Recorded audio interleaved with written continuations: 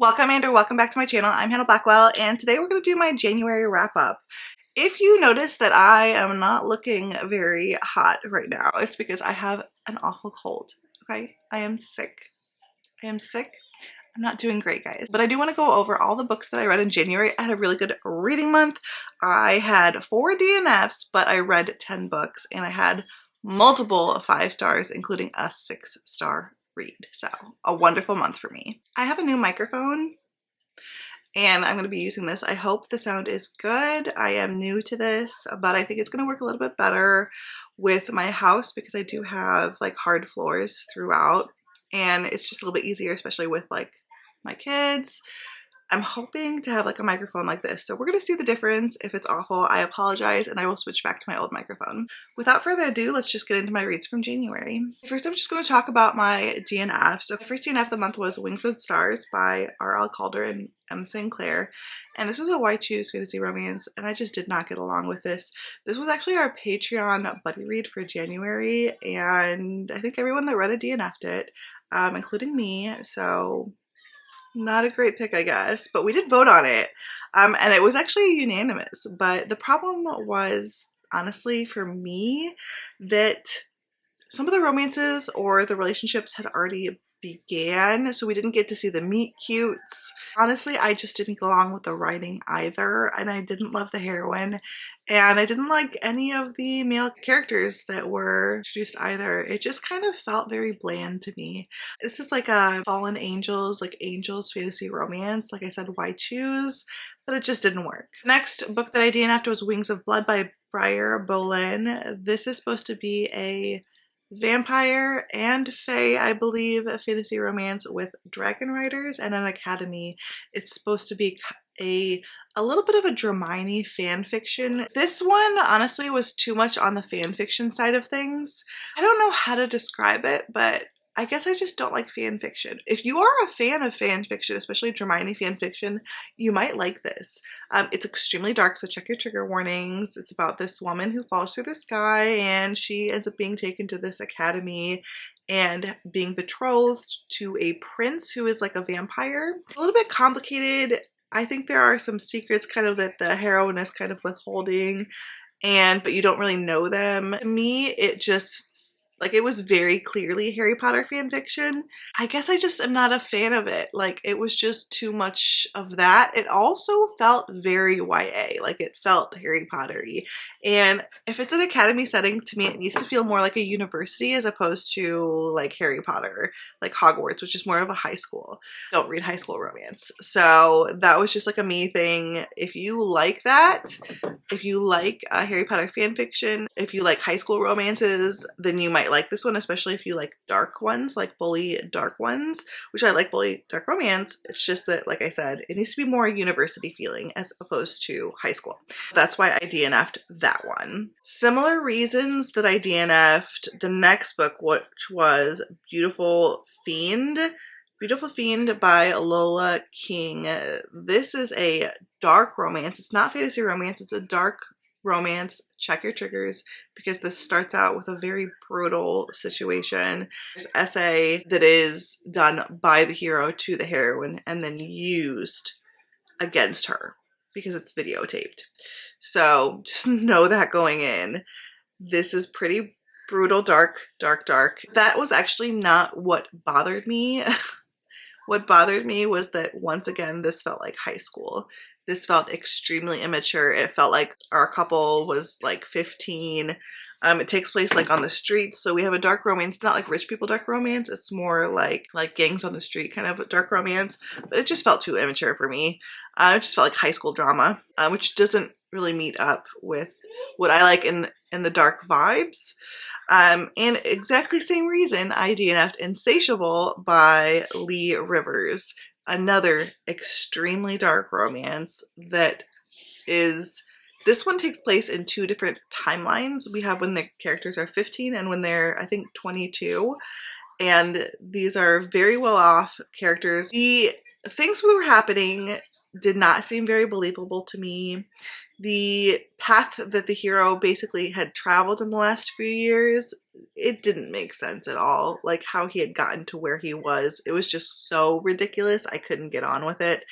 The characters also acted the exact same way when they were 22 as they did when they were 15, down to like the way that they argued. It was so incredibly immature that it was distracting how childish they were when they talked to each other. But if you like high school romance and high school bully and dark romance, you might like this. I just think that there are multiple sides to dark romance genre. I do not like the ones that are very immature and high school feeling. And I think some people read those and they feel the angst. They like the angst, and I totally get that. The angst and the drama that comes with that, very like CW. And sometimes that works with things like Zodiac Academy for me, or like Chantal Tessier's series, but there's a lot more often that don't work for me, where it just feels like, I know you are, but what am I, kind of arguing, and it's just so like, I can't. So those were my DNFs for January. Okay, so we'll just talk about the rest of the books in chronological order. So the first book that I finished in January was Psycho Beasts by Jasmine Mass. This is the third and final book in the Psycho Shifters, well, I would say like the trilogy, the first trilogy in her 6-book series. So her 6-book series all follows the same plot, but there's 2 different trilogies. The first trilogy follows one heroine, and the second trilogy follows the other heroine, and they are best friends. And the plot follows throughout the 6 books, so you definitely have to read them in order. So this is the final book in the first trilogy, and I gave this 6 stars, and it was my first book of the year. It was so cool that my first book of the year happened to be a 6-star read. That was really exciting for me. I absolutely adored it. I love the way especially the relationship between the 2 best friends. I loved it. I was laughing and crying and just having the best time. I loved this series so flipping much. I think I gave the first book 4 stars, second book 5 stars, third book 6 stars. It only got better, and I loved it. It's super unhinged. Check your trigger warnings. It's a shifter series about a female alpha shifter who finds out she's an alpha, and she ends up being brought to a war front to fight with other alpha shifters against the Fae. She meets these other 3 alphas who she has to share a room with, and they hate her because they think she's just weak and they don't understand how she's an alpha. So good. It's a bully romance and it's absolutely phenomenal. I love the humor in this series. Next, I read another awesome book, and that was Glow of the Everflame by Penn Cole. I have to double check my rating on this one because I have some mixed thoughts. I did give this book 5 stars because I fully enjoyed my time with it. Like, I know I was just sitting. I read this book on like for 3 hours straight at one point, just sitting there reading it. That is not something I do. Usually I can't sit still long enough to read a book without like at least like picking up my phone or looking at something or talking to someone or fidgeting with something or watching a video or something like that. But I just sat there and read for hours straight with this book. Like, it sucked me in. This is the second book in the Kindred's Curse saga, and the first book is Spark of the Everflame, and I really enjoyed that one, and I really enjoyed this one. I think that I was expecting it to be 6 stars because everyone said it was the best book in the series. Personally, I actually liked Spark of the Everflame equally or maybe even better. I was expecting, because everyone said Spark of the Everflame was definitely the weakest, so I was just expecting even more after giving Spark of the Everflame 5 stars. But no, I found it to be the same, or maybe even Spark of the Everflame might have been better. The only reason for that, I would say, is because while I was sucked in and loving the plot and loving everything that was happening, I wasn't loving the heroine all the time. I felt like the heroine was just making stupid decisions and not thinking through things and not considering reality. I wasn't loving her, and I understand a lot of times like that's what pushes a story forward. You can't have the main character making all of the smartest decisions, because then like what's gonna happen? Like it's gonna be boring, I guess. But I got quite annoyed with our heroine quite often in this one. It's a fantasy romance. It's an epic fantasy romance series. Still really enjoying it. Like I said, 5 stars. I had a great time. The heroine really peeved me off a lot, but I'm still really enjoying it. I can't wait to see what happens next in this series. Things are just popping off like crazy. Okay, the next book I read was a mafia romance, a small town mafia romance, and that is Empire of Temptation by Mila Finelli. This is her new release, and this was the first book that came out in her new New York State of Mafia, and it's a small town mafia romance series. It is a spin-off of her is it Kings of Italy, her last mafia romance series? It is a spin-off from that. So I would suggest that you read that one first, but you don't have to. Like, you'll still understand what's happening, but you will understand a better background. There's characters that show up from that series in this series. So just keep that in mind. But I really enjoyed this one and I can't wait to read the next one. I gave it 4 stars. This book is basically about this girl whose dad was in the mafia and she is running this Italian restaurant in New York State. Something happens in the Italian mafia to where our hero needs to go and kind of like use her as leverage to get her dad. So he shows up at her restaurant to basically take her, kind of hold her captive as leverage to get her dad to come out of hiding. But instead he falls in love with her and things get complicated. I liked it. I mean, this had Mila Finelli's classic kind of writing style that I really liked. If you didn't know, Mila Finelli is Joanna Shoup. Her writing style is pretty similar as in her historical romance books. I like her mafia romances better. I really like the way she writes her mafia romance heroes. I just always love them. The next few books I read for my Patreon's Novellas for the New Year readathon. We do seasonal readathons and they voted on doing a novella themed one in January. So that's what we did. And it was like a 3-day readathon. I only ended up reading 3 books that weekend. So the first one I read was Deviant Secrets by Alicia Ramos. Check your triggers before going into this one. I gave it 3.75 stars, but it is fully a BDSM erotic throuple. It's kind of hard to explain, but basically this woman signs up to have an experience happen to her at this cabin involving masked men. But basically, if you can imagine, every single trigger and every single kink, they're all in this novella. It gets quite unhinged. Like, this book is crazy. It's fully nuts and the ending is just, what?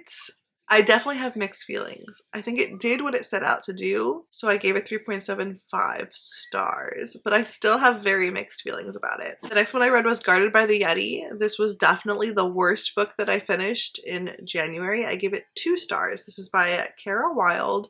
It's a monster romance. It's the only book so far that I've read in this multi-author Guarded by the Monster series. There's books in it by Layla Faye, Kara Wilde, some other authors. And this one I was not expecting what happened. Like, this is actually kind of mafia, but with monsters. We have this hired bodyguard service that this Yeti works for. And he ends up taking this mafia princess to keep her safe after most of her family is unalived. She is mute. I can't say much without spoiling this book, okay? It's a very short book. It's less than 100 pages. It's a little novelette. And I didn't love much about this.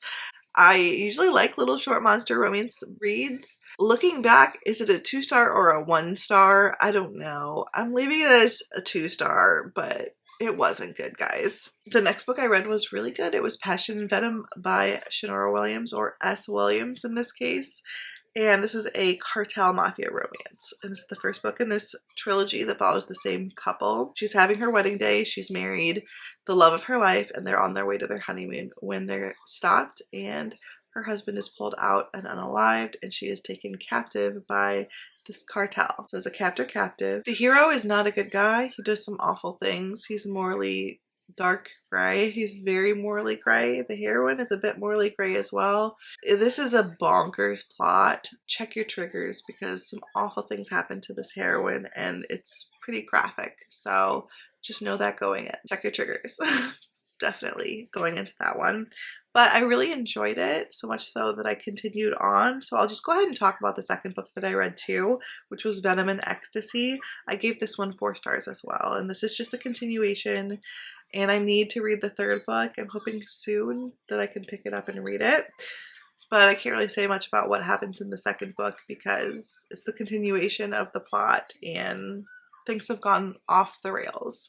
I highly recommend this series. If you like mafia romance and you've never read a cartel romance series, try this one. This was my first cartel romance series that I've ever picked up, and I love it, and I want to read more cartel romance. It's so fun. Also read The Sinner by Chantal Tessier, and this is 5 stars. This is the second book in the Lords series, which is a series about this secret society. They stay in the secret society like their whole life, but they all tend to go to this university where main base of the Lords is, I guess, but they're all over the world. While they're in this university, they're having to be unalivers, like not paid unalivers, but like I think maybe they are paid. That's what they have to do. So they do a lot of bad things. These are very, very morally gray men who learn from a young age that they're expected to do a lot of awful things, and if they don't do them, they are unalived. Like, it's just this secret society that basically controls everything behind the scenes, from big business to government to whatever, what else have you. And when they're in the university for the first few years, they have to stay celibate, and then they are gifted a woman. They're gifted a woman who is their chosen. So there tends to be a lot of BDSM in this series. There tends to be a lot of just morally gray, bad things happening. A lot of triggers. Check your triggers before going into it. This is one of the few new adult style, like new adult dark romance series that I've enjoyed. I find that a lot of new adult dark romance series, or a lot of dark romance series that are set at universities, have characters that feel like they're in high school. But the characters in this one, to me, felt like they were in the university. They felt like they were depicted as someone that was in the university would be.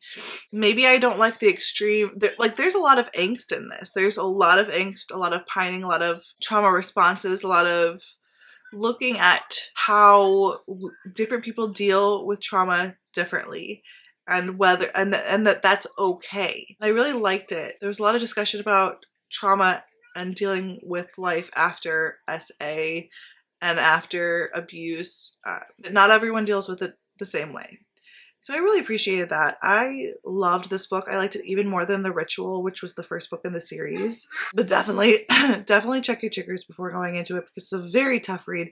Like I said, I think the angst is done differently than maybe angst in other books. Sometimes I feel like angst is done in a style that feels very immature, and it feels more like a lot of miscommunication and just over-the-top responses that aren't helpful.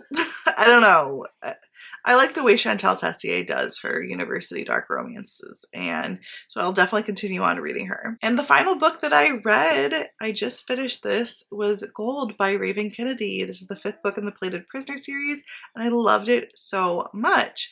I did not love it as much as I liked any of the other books in the series. So I think I did like it better than Guild. I think I gave Guild 3 stars. I gave this one 3.75 stars. Like, it was almost a 4-star read. And I really enjoyed my time. I read this during a vlog that I did for Patreon, and I really enjoyed it. It definitely helped me through this last week, which has been really hard. And I'm looking forward to finishing out the series and reading Goldfinch in February. This series is a King Midas retelling, and our heroine is gold touched by King Midas, and he keeps her as a pet. She's gold all over her hair, her skin, everything is gold. And this is a very political epic fantasy. The hero in this series is literally my favorite hero of all time. He is my #1 book boyfriend. Like, #1, guys. Above anyone else. He is everything to me. I'm obsessed with him, okay?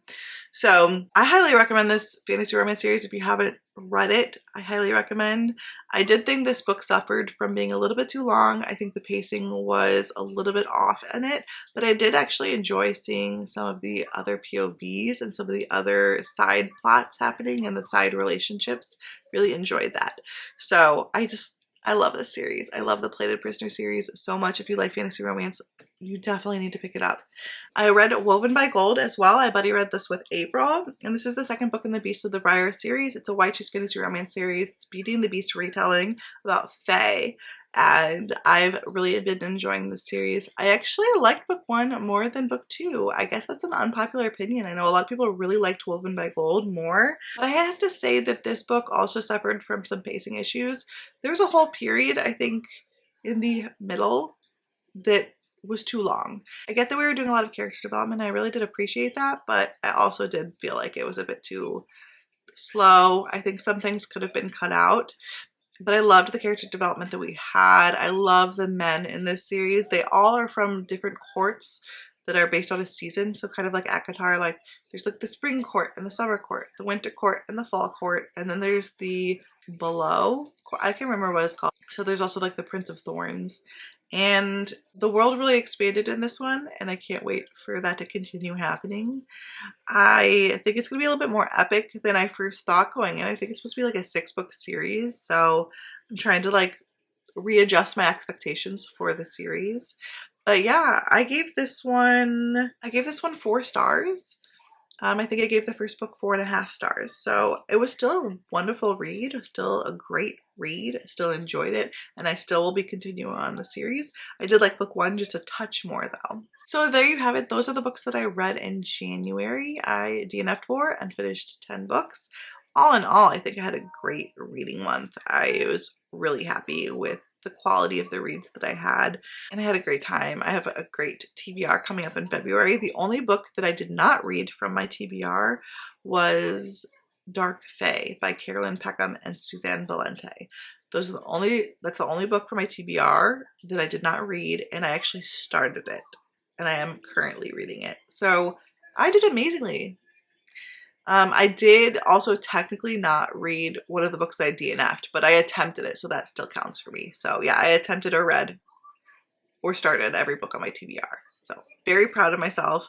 I did a wonderful job with my TBR, and I'm looking forward to all the books that I'm planning to read in February. Let me know what your favorite book was in January. Obviously, mine would be Psycho Beasts by Jasmine Mass. And so yeah, let me know what your favorite book was from January. Check out all my social medias linked down below. For the last few weeks, I started really uploading regularly on TikTok as well. So don't forget to follow me on TikTok, Instagram, on Goodreads. I'm on all of those. I'm also on Discord. My Discord, The Hideaway, is down below in the description. And if you want to check me out on Patreon, I'm there too. And that will be down below in the description. Until next time, fellow readers, keep reading and living your best life. Look away, but I've known you too long.